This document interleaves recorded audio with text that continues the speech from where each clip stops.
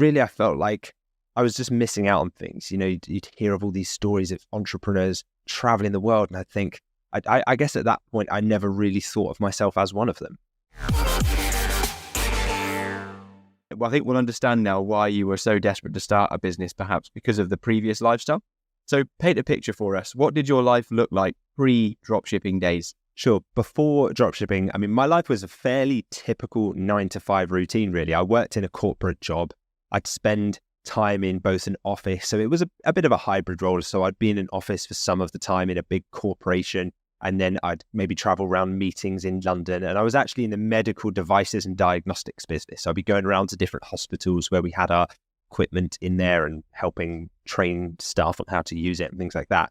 And I'd worked really hard as I got onto the graduate scheme in the program, and I'd done my kind of rotations, and I'd lived all around the country. And then I was working my way up that career ladder. I was always aiming for that next promotion or that next salary increase. But ultimately, if I think back to how I was during the week at that role, whether I admitted it or not at the time, I was living for the weekend because I was waiting to get back my next piece of freedom, which only came at the weekends.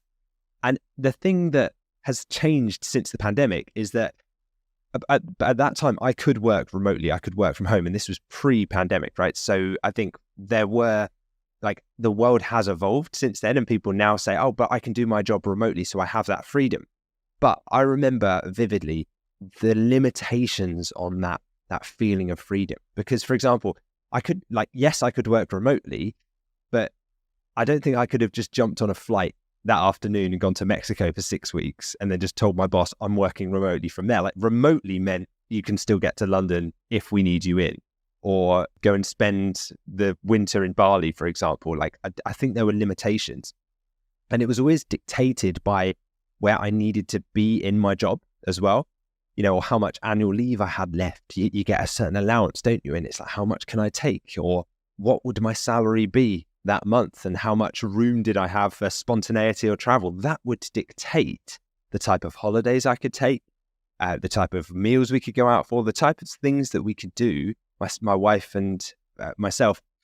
And really, I felt like I was just missing out on things. You'd hear of all these stories of entrepreneurs traveling the world, and I guess at that point, I never really thought of myself as one of them. And some days, as I say, you could work from home, but I remember that feeling of guilt, because just because you're remote doesn't mean you're free.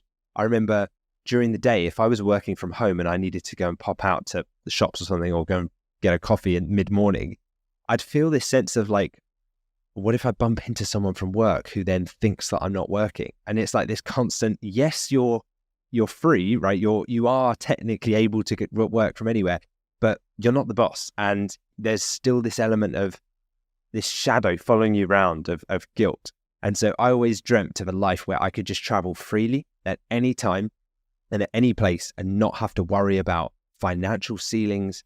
And I remember when I first read about the dropshipping business model, I knew that there was something in it that, if done right, it could be the business model that enables that lifestyle for me. Yeah, interesting when you paint a picture of your 9 to 5 life. It sounds so similar to mine and so many other people. And it's just that nagging sense of guilt if you do something that you want to do while you're meant to be in work hours, or you can't just choose to go on holiday for longer than a week or 2 weeks at a time if you're lucky. It's that sense of not being completely in control, which I think is what then opened your eyes to looking for business models. And so dropshipping then came to you because you were on the hunt for something different, I believe. But yeah, also living for the weekends. I think people throughout the week, it sticks with me the way I would speak to people in my office when I was working a 9 to 5 job as well. And it would be, depending on the day of the week, would be how good of a mood they're in that day, completely dependent on how close it was to the weekend. And it was being surrounded by those types of people that wasn't particularly inspiring. And also it didn't feel like I was aligned with my values when I was in a 9 to 5 job as well. And I remember there was another story that when I was in my 9 to 5 job, I was working from home. So similarly, I had a bit of freedom where I could work from home, but I decided I'd finish a bit earlier, maybe about 4 o'clock or 3:30 on a day that I was working from home, because I got all my tasks done. So I went into town and paid in a check in a bank branch, which we used to have to do. And I remember going into town and I was spotted by a co-worker that was in a van and sort of pointed at me and sort of laughed. in the way that I was just in town going around running daily errands. It wasn't malicious. It was just purely because I thought, I need to get this done. I've finished my work. I'll go and do that. But it was that lingering sense of guilt or looking over your shoulder because you don't want to be, told off by your manager or do something that you shouldn't be doing. And it was, that feeling of not being free, and that enabled me to look elsewhere. So it sounds like you had that idea of you wanted to do something else, and then the dropshipping business model and e-commerce came into your life. But no doubt when you decided to go into that business model, it will have come with your challenges. So what was that transition phase for you like from going from a 9-to-5 job to starting your own business?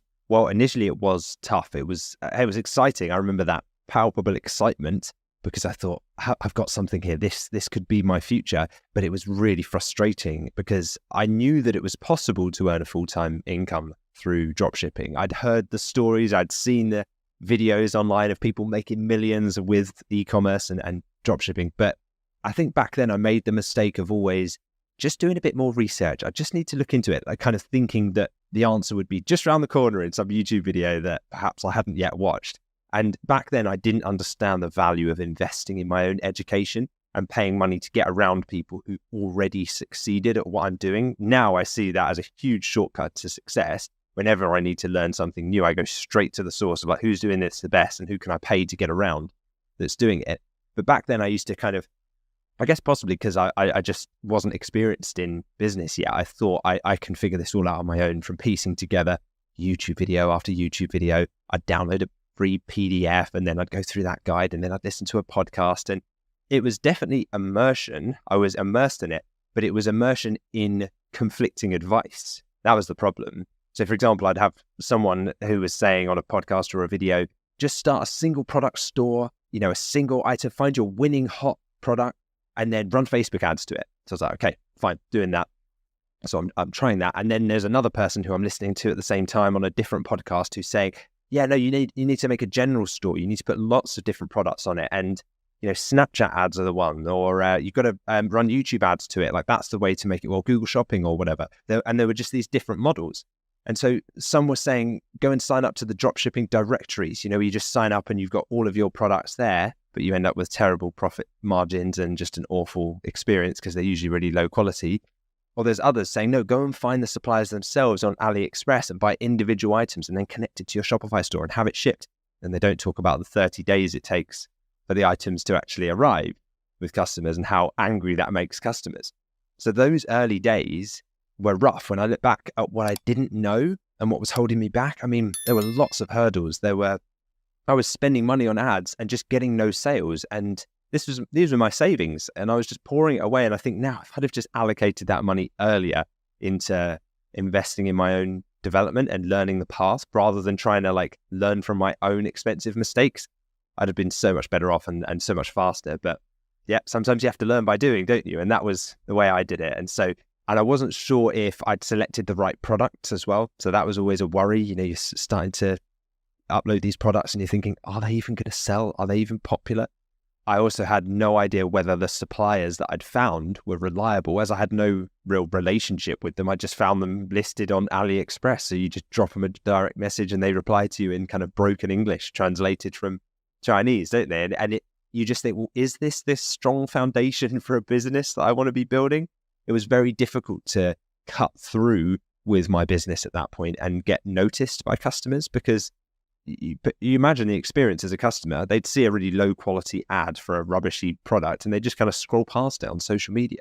I don't think if you think that's going to be your route to millions, it's very unlikely if you're not adding much value. So I had to rapidly upskill if I wanted to make this work and I had to start following a proven model. And now the concept of high ticket dropshipping was actually quite popular in the US at the time, but there was hardly anyone that I could find who'd successfully adapted it from the US to make it work in the UK market. And I thought, well, I'm learning a lot of new things right now. My life has been turned upside down. I've got a new business. I've got new niches I'm looking at. I'm looking at new ad platforms. I didn't even know what an ad platform was 3 months ago.